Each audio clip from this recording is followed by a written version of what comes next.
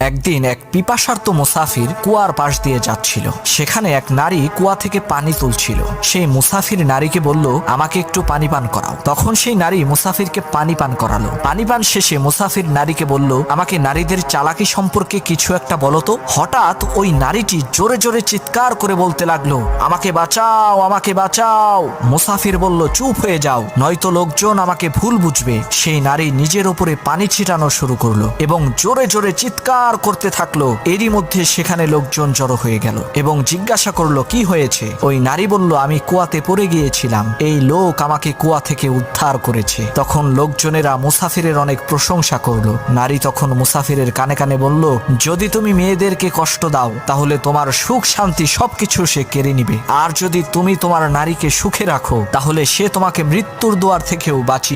একদিন এক পিপাসার্ত মুসাফির কুয়ার পাশ দিয়ে যাচ্ছিল। সেখানে এক নারী কুয়া থেকে পানি তুলছিল। সেই মুসাফির নারীকে বলল, আমাকে একটু পানি পান করাও। তখন সেই নারী মুসাফিরকে পানি পান করালো। পানি পান শেষে মুসাফির নারীকে বলল, আমাকে নারীদের চালাকি সম্পর্কে কিছু একটা বলো তো। হঠাৎ ওই নারীটি জোরে জোরে চিৎকার করে বলতে লাগলো, আমাকে বাঁচাও, আমাকে বাঁচাও।